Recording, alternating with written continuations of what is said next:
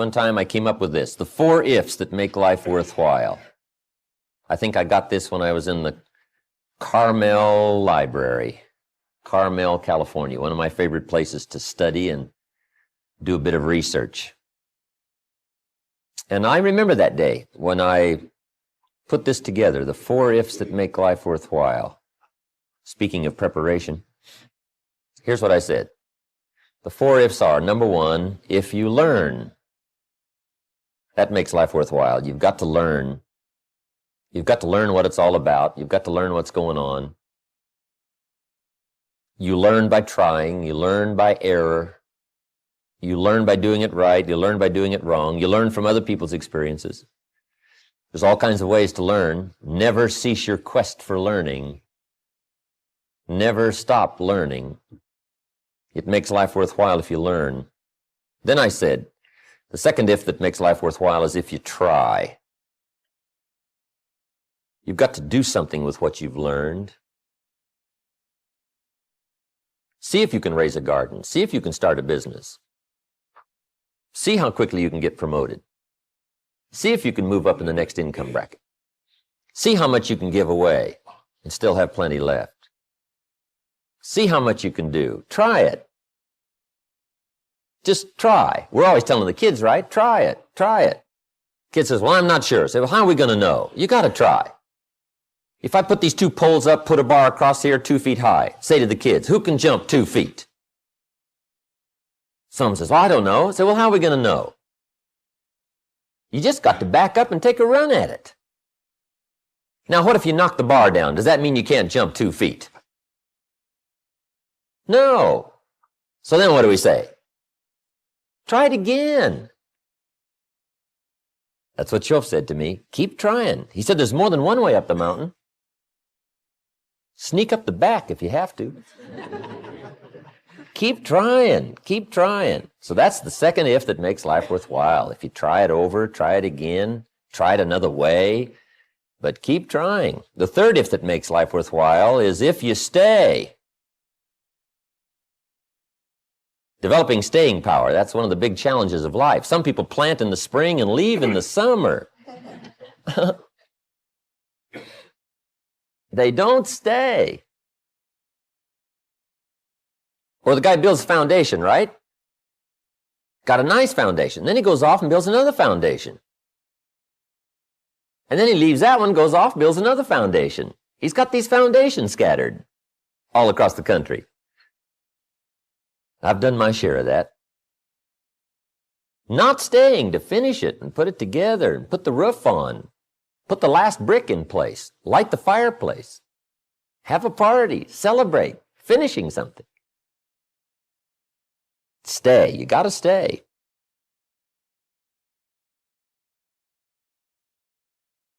We asked one of my good friends, Jim Cardwell, in Phoenix one time.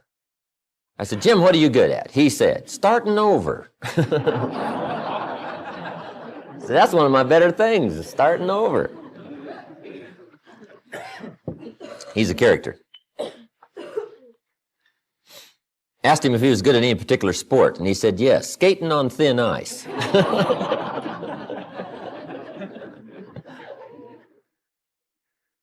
Okay. Third if that makes life worthwhile is if you stay. Here's the fourth one. Fourth if that makes life worthwhile is if you care. The incredible capacity for humans to care. But if you care at all, you'll get some results. If you care enough, you'll get incredible results.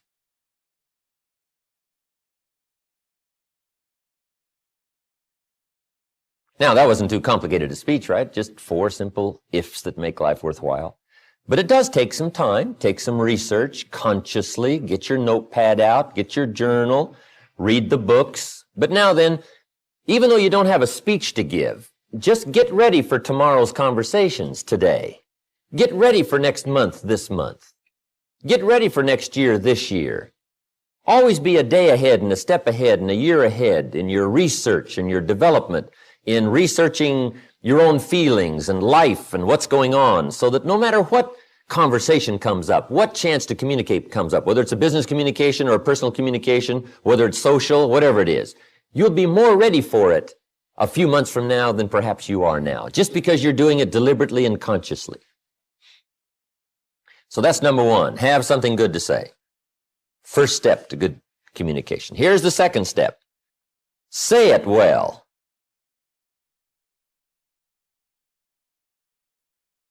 Part of communication is saying it well.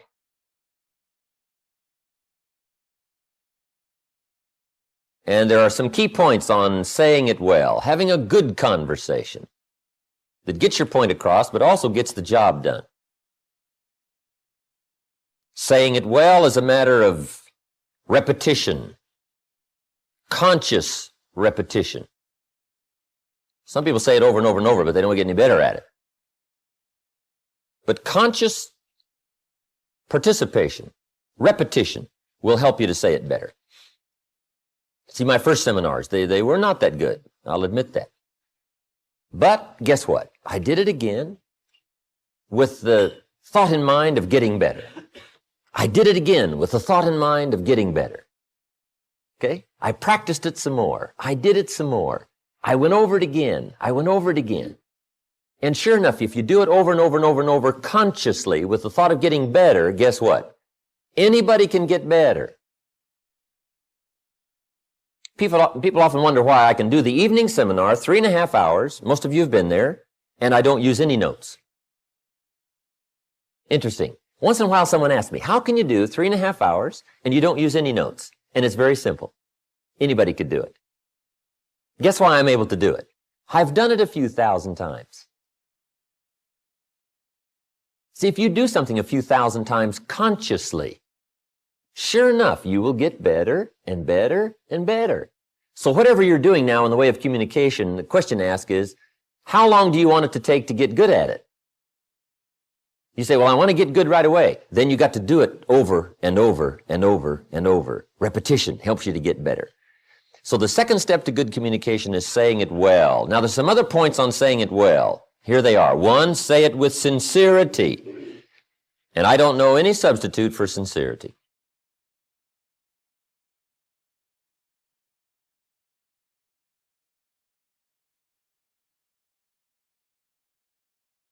Almost everybody wants the feeling from someone else that you are being sincere, that you're not playing games with me, that you're really disclosing to me your true feelings, your true awareness, what's going on in your life and your heart and your soul and your mind. Sincerity, there's no substitute for that.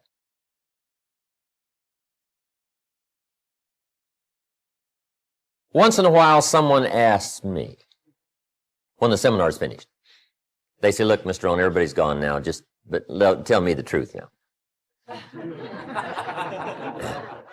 That story you tell about meeting Mr. Schoaf when you were 25 years old, and he hired you, you went to work for him, spent 5 years with him, he taught you the principles, how to turn your life around. Said, now that's just a story, right? That didn't really happen. Isn't that just a story to make all this sound good?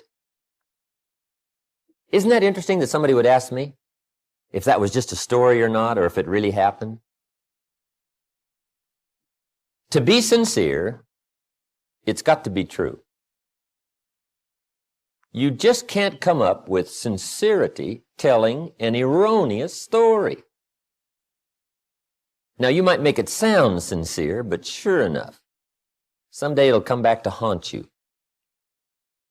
Saying it well is saying it sincerely. Saying it well is saying it accurately. You don't want a lack of credibility to creep into your communication. So you just got to be sincere. Tell the truth. The truth is so powerful, you don't need to dress it up with fiction. Another part of saying it well is saying it with brevity.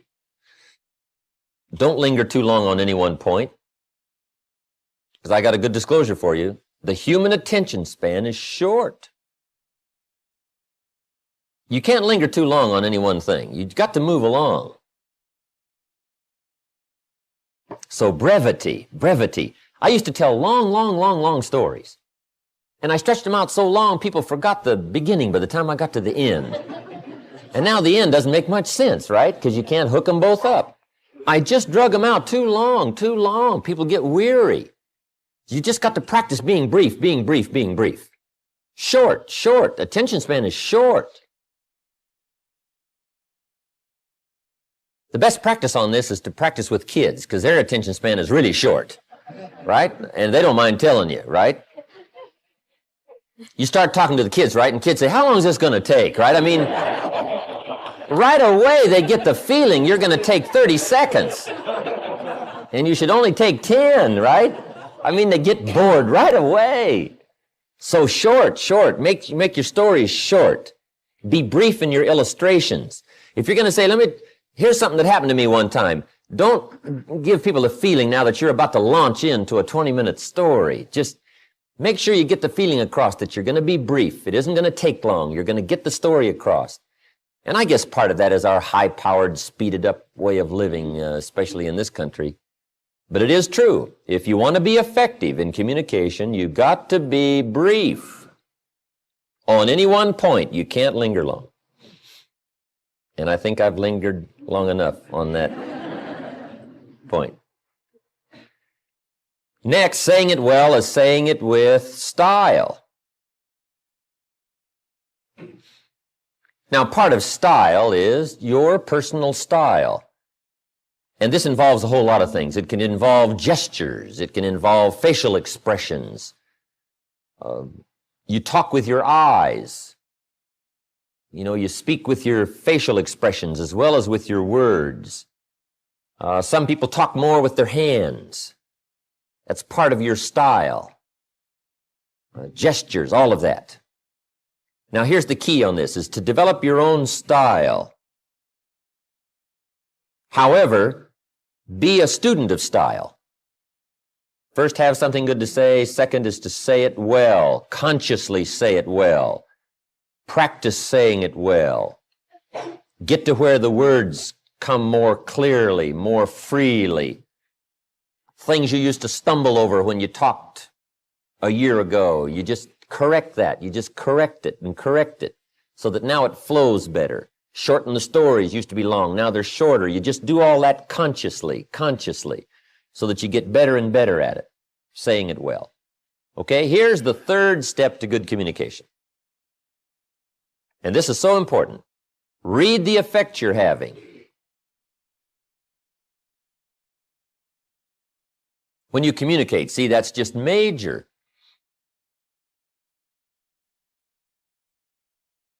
Study your audience, whoever your audience may be. If it's one of your children, you just study what's happening to them while you're talking.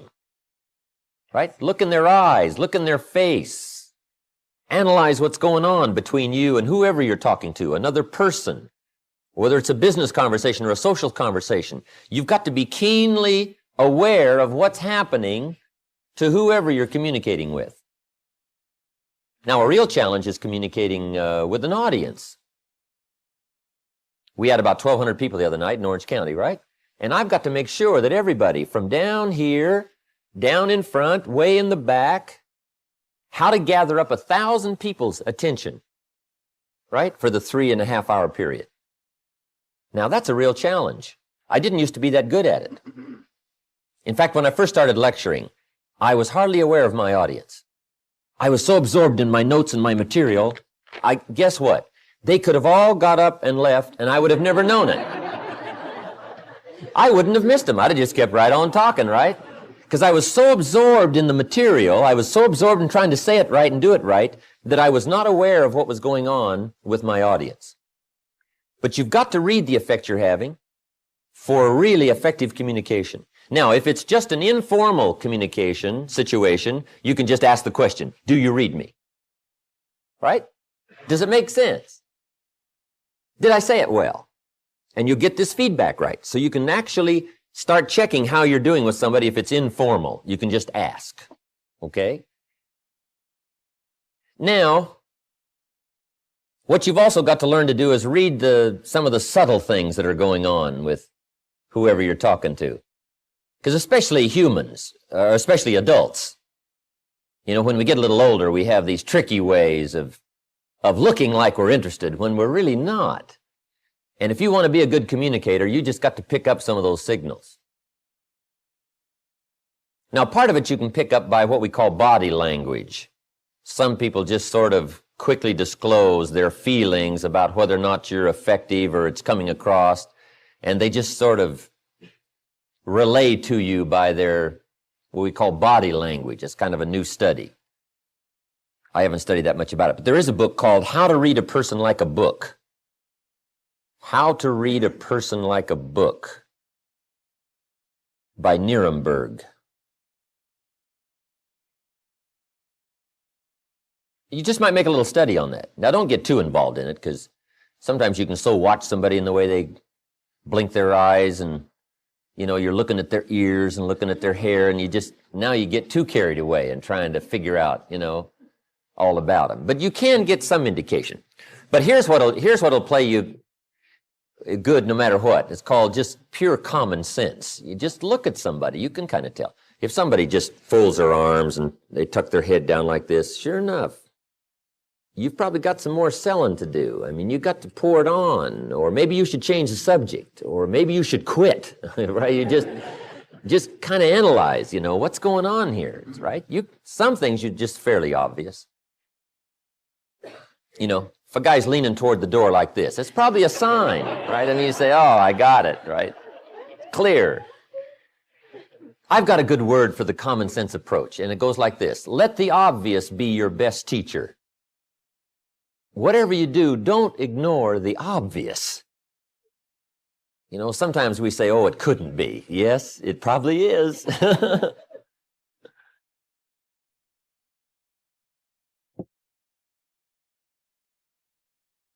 But adults especially, sometimes this is a bit tricky.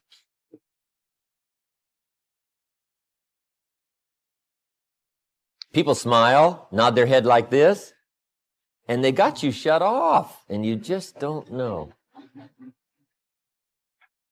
Okay. Because in good communication, you cannot mistake courtesy for interest. Sometimes people will be courteous, but that doesn't mean they're interested. Now, if you mistake their courtesy for their interest, now, see, you've lost the hold on good communication. Also, you can also develop a sense of picking up signals. I think the women probably have it over on the men when it comes to this sort of sixth sense of being able to tell, no matter what the situation looks like. Women have this uncanny gift. I guess men can develop it, but women already have it. You know, the antenna is out. I mean, they pick up signals nobody else can pick up. I mean, the men don't have a chance. I think part of it is because until the industrialized society came, women were primarily the protectors. The man was the provider, right? He was gone. He was out there getting the game or whatever, and the woman was the protector. So I think the woman has devised these incredible sensitivities to danger and what's going on, what's happening. They're uncanny. Even the Bible says there's sheep and there's the shepherd, and then there's the wolves. That's what it says. Life is kind of like that, shepherd and sheep and wolves.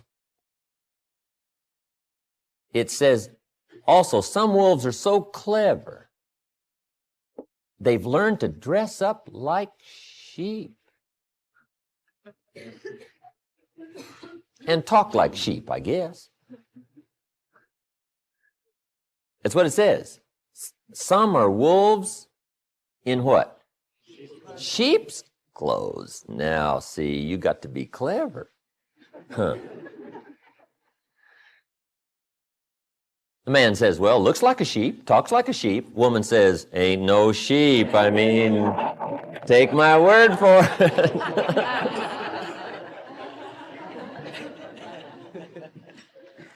But that's that long developed instinct, I guess, right?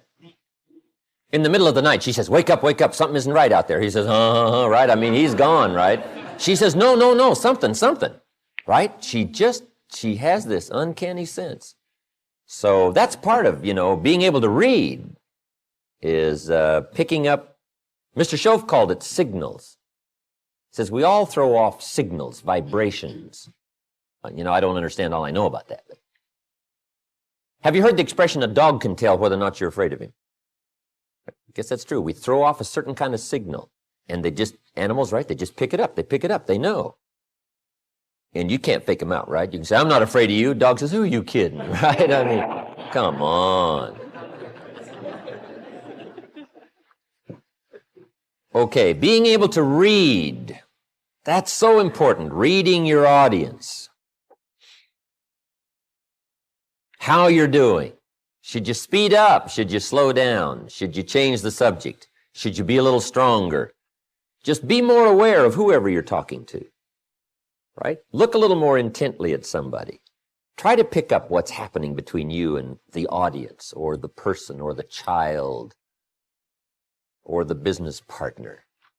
You can't believe how it will affect your ability to communicate if you'll practice this part of picking up what's happening between you and someone else. Now here's number 4. Then we're going to take our first break. The 4th step to good communication is intensity. Strong feelings.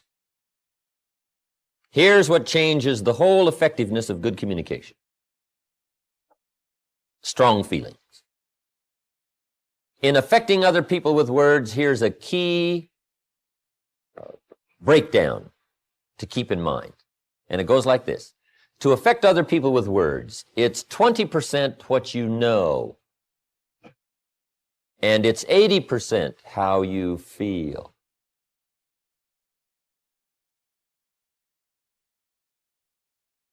Feelings and emotions changes the whole outcome of communication.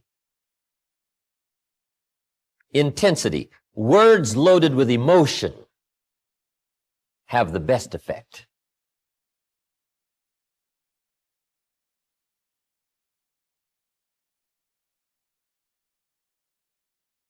Words might be like a little straight pin, right? When a guy buys a shirt, right? It's got all these little pins in it, right? Where they pinned all together. So you start pulling out all these straight pins. What if I took one of those straight pins and I threw it at you, this little straight pin? And it reached you, hit you in the face or hit you in the arm, hand somewhere, right? You'd feel it if I threw that little straight pin at you. What if I took that straight pin and wired it to the end of an iron bar about that long, right? And I let you have it with that. See, I could drive that pin right through your heart, right? Now, the pin is the words, and the iron bar is the emotions, the feelings, the awareness, the uniqueness of all of that mysterious stuff that humans are made of.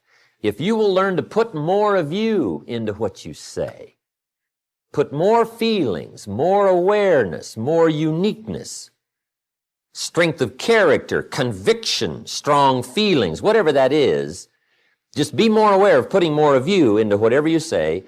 That's that iron bar that drives what you say to the heart, to the mind, and gets the job done. Words loaded with emotion. Now, you must also learn to measure your emotions. Okay? You don't want a major outburst for a minor point. Learn to measure it. Okay? Some conversations or some points may need, right, just a mild blend of emotional feelings. And then another point may need a strong one. But you got to learn to measure that, okay? Not too much for something minor. You don't want to shoot a cannon at a rabbit. Right? It's effective, but you got no more rabbit. So learn to measure your emotions. Now, here's something important.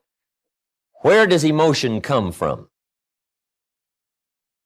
Where do our feelings come from? Here's where they come from. The emotions that can really help in all of your future conversations, communication. It's the blend of all of your experiences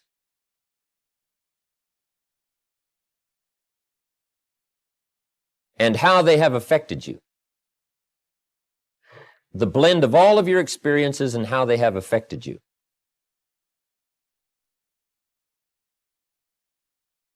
That creates now your emotional content, creates your emotional vitality and worth.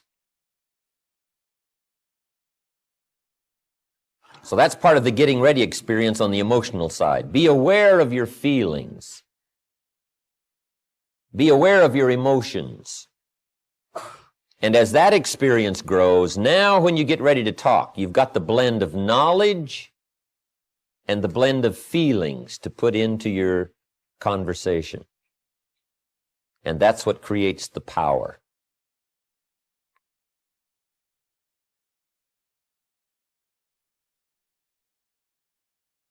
Now I have one more point and we'll take our break. It says, don't forget to say it. Part of communication is simply being aware that more often than not, things need to be said. It's pretty easy to take for granted, especially the people that are close around us, that they already know how we feel. But you got to keep expressing how you feel. Here's a good phrase. Actions are no substitute for words. Now, we've used the other phrase, right? That words are no substitute for action, and that's true. Just talk, and not acting. See, that's not good. But here's what else is not good.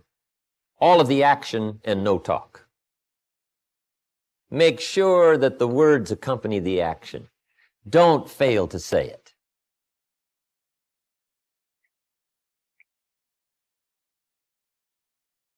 Probably one of the greatest difficulties in married life is this breakdown in communication, not clearing the air often enough, not keeping this open dialogue going constantly.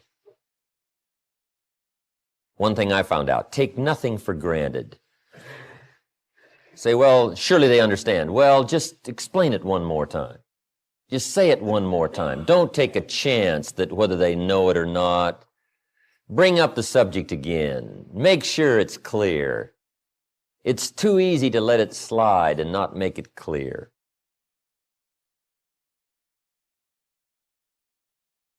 Especially the people around you. Say, how often do you have to tell the people that you love them? How often? Answer, often. Often. We all need reassurance. We all need it to be clear and pointed so that we know. There are some things you just don't let go. And there are some actions that will only say certain things they won't say at all. You can give somebody flowers, but flowers won't do all the talking. Flowers say, you remembered. That's probably what flowers say. But flowers don't say, you do incredible things to me. Nobody affects me like you do. Now, see, flowers will talk, but they won't say that.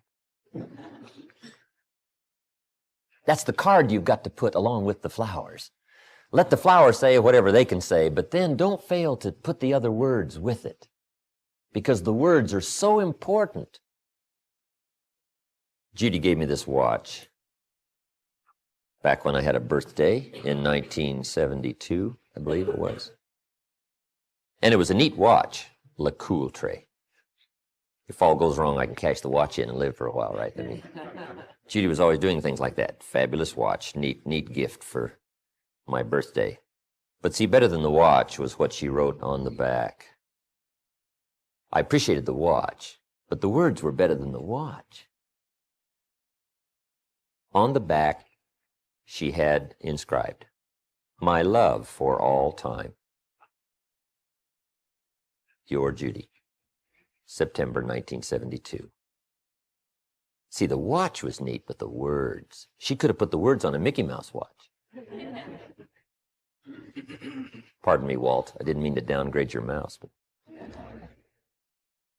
But see, the words were what was really important. So I'm saying, let actions speak, but make sure the actions don't substitute for the words. Make sure you say it.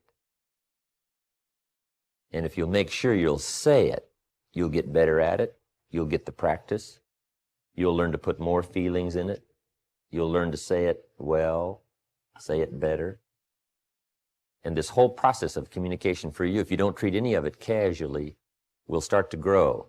And you will be even startled in the next few weeks, the next few months, at what happens as a result of your future conversations if you become more aware of these things that we have just talked about. Sensitivity, fascination, interest, working knowledge, having something good to say, saying it well, reading the effect you're having, and the intensity of strong feelings.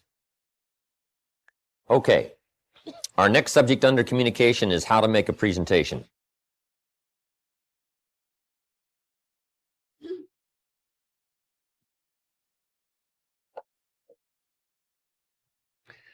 And whether it's a presentation to a child, or a presentation to a business client, or a sales presentation, or whatever kind of presentation, we're all making presentations all day long, every day, business, social, personal, whatever.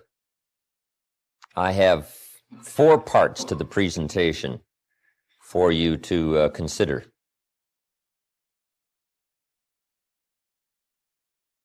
Here's the first one, identification. One of the most important parts of the presentation process is identification. Identification is, for a new person that you haven't met before, it's getting acquainted, it's breaking the ice. It's building a bridge between you and someone else, establishing contact, getting somebody's attention. So it's a very important part of the presentation process. Sometimes those first few seconds, sometimes that first minute is just so important to establishing rapport, establishing contact. Somebody once said, you never have a second chance to make a first impression. So sometimes how those opening seconds go is very important. But that's identification. Getting acquainted. Some people find this easy. Some people find it more difficult. What we're doing is, pointing it out so that you can start working on it deliberately instead of haphazardly, or instead of just letting it go, wondering why things aren't going well. We just pick it as a part of the presentation so you can go to work on it. Identification. In identifying with someone, one of the best ways is to pick something you have in common to get the conversation started with. Somebody mentioned during the break they attended this leadership seminar up at the ranch. You were up there 3-4 years ago. And everybody got acquainted up there real easy. And the reason is because when you met somebody new, you would say, hi, how are you? Did you get as lost as I did trying to find this place? And everybody says, yeah, I got lost too. And that immediately starts this, little more friendly process of getting acquainted simply because you had a recent experience that you could talk about. So identification is trying to find something you have in common with someone else. You want something that makes you real, something that makes you a person that someone would desire to talk to.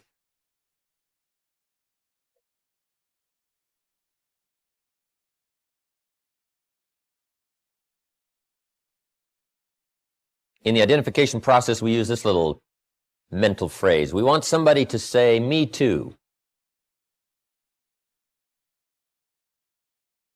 Say, well, here's what happened to me. Somebody says, well, me too. I got lost. They say, well, me too. Here's how I felt. Someone says, I understand how that feels. Me too. Here's a reaction you don't want. The reaction called, so what?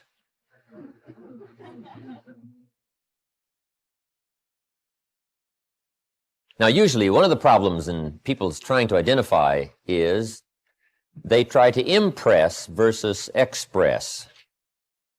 Mr. Schoaf gave me a little counsel on this. Don't try to impress, he said. Rather, learn to express. Express will get you more me toos. Impressing will get you more so whats.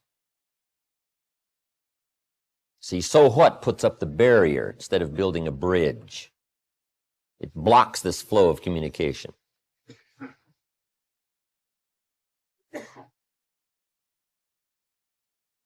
Usually when we introduce somebody, the introduction's usually full of so whats. One of the biggest challenges I have in doing seminars is to overcome my introduction.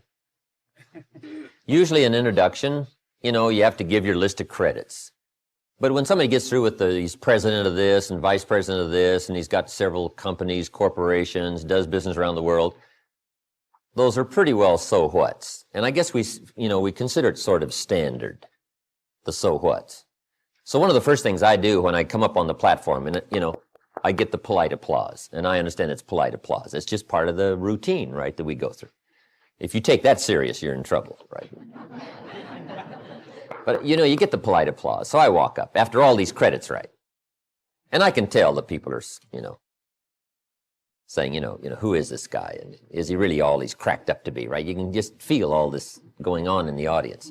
So I usually try to just, break that down just as quickly as I can by saying something like, I appreciate the warm welcome. Did you hear what the cow said to the farmer on a cold winter morning? Right? Thanks for the warm hand, right? And it goes over about like it did here, right? I mean, it just sort of, hangs out there. And that's to kind of let people know that, we're not interested in the chairman title or the president's title. We're here to just, talk person to person.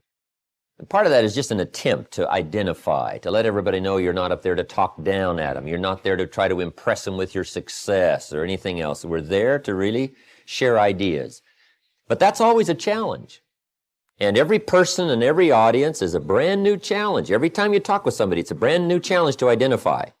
Now, here's what you must do with someone who you already know. Re-identify.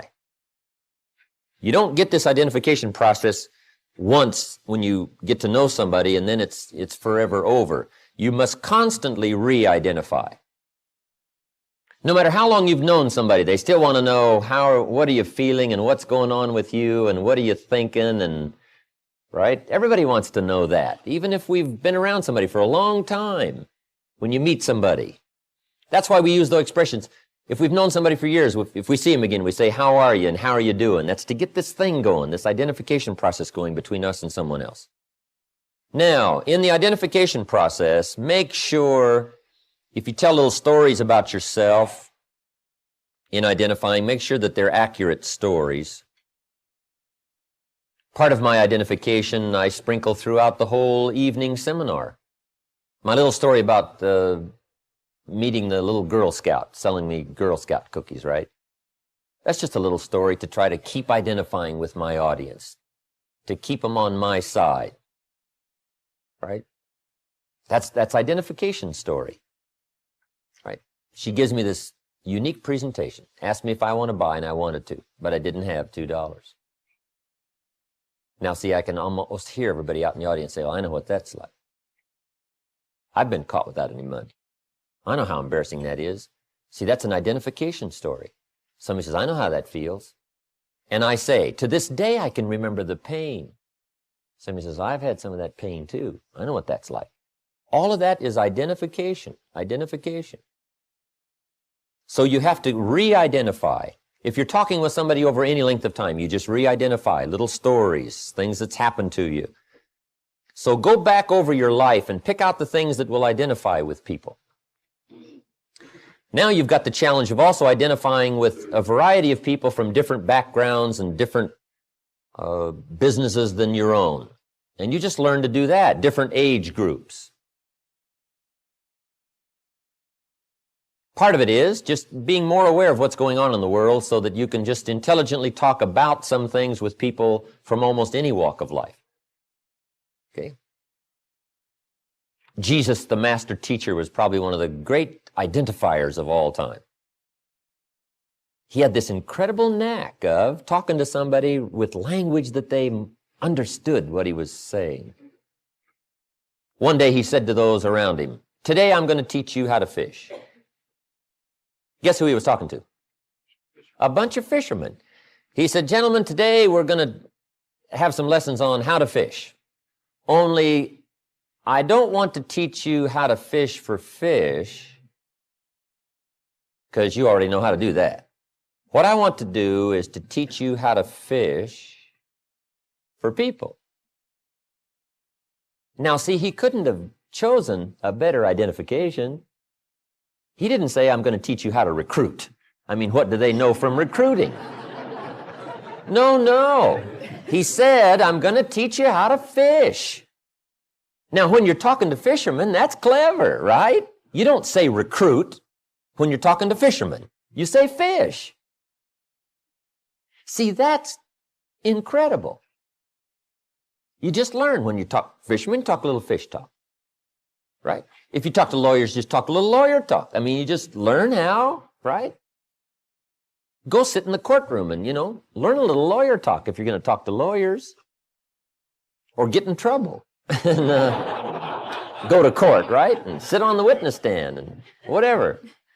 Just so that you can learn to identify. See, I've been through it, I know it, and analyze who you're talking to and see if you can't pick out certain ways to identify. Now, of course, there's some stories that are common to us all. And sometimes it doesn't take much of a story to identify.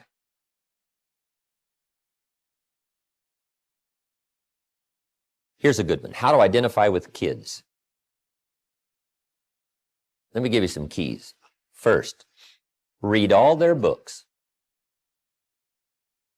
One of the best ways to identify with kids is read all their books.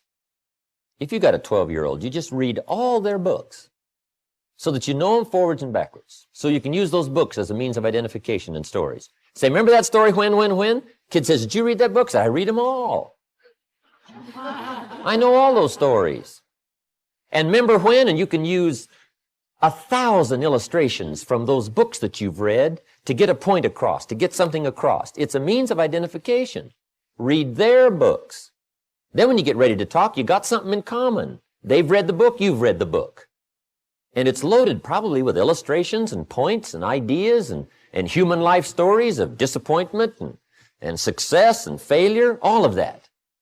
The way to identify is find out what someone else is interested in, find out who they are, how old they are, what they do, what's going on, and see if in your reservoir of experience and awareness you can't find something that will identify and cause this person to say, "Me too, I understand that," and you've got them coming your way. Then also a way to identify with kids is to remember when you were a kid. See, I don't have any problem talking to 12-year-olds because I remember every day about being 12. I remember all those experiences in detail.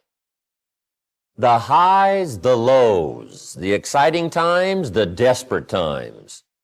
When I thought the world was coming to an end, and when I was riding on top. I remember all those feelings at 12.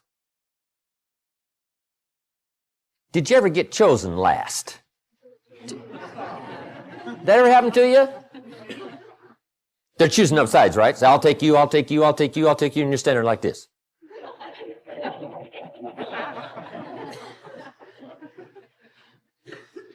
See, all you got to do is go back over, search around in your life. You can find 1,000 ways to identify with all kinds of people from your own life experiences. Okay? You don't have to go anywhere else except to your own life to come up with all kinds of ways to identify with anybody. But here's what you got to do. You got to do it consciously. Consciously, deliberately. What can I pick? What can I think of that will help this conversation, that will get my idea across? Who am I talking to? Oh, yes. Here's what I'll use. Right? Your mind just, like a computer, starts picking up all these things. This is why it's so important to keep a journal. And when you think of a life experience and say, oh, I could use that life experience in a variety of ways. You put that life experience in your journal. You go over it. You think about it. Then when you get ready to talk, it's instant recall. You'll remember it. And you can't believe what you can do with people from all walks of life, business, social, personal. If you will learn the identification process, do it deliberately, Pick out things that you have in common, feelings you have in common with everybody. Okay? Identification. And then pick up stories from all kinds of life situations that are similar to yours. Somebody had a feeling of disappointment. You say, I know what that's like, but I'm going to use that story to illustrate disappointment. Just be aware. The movies you attend and the books you read and the stories you hear. Be a gatherer of life's experiences so that you can use them all for points of reference and points of identification. When a teenager watches the movie Gone with the Wind, they see one kind of movie.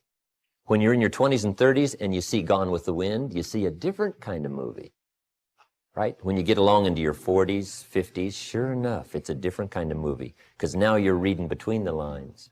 Now you're sensing what the real tragedy was, what the complications of life were. It's altogether different at 40 than it is at 14. Same movie. Only now you're seeing it. You're picking up all the different parts of the story and the feelings of the story. It's getting to you. But that's part of the identification process. Just be more aware of what you see and what you read and what's happening to you so that you say, oh, there's something I could use. There's something I could use. I'll use that. The next time I talk to people like this, I'll tell them this. I'll tell them this. I'll use this story. That's part of the identification process, building this bridge.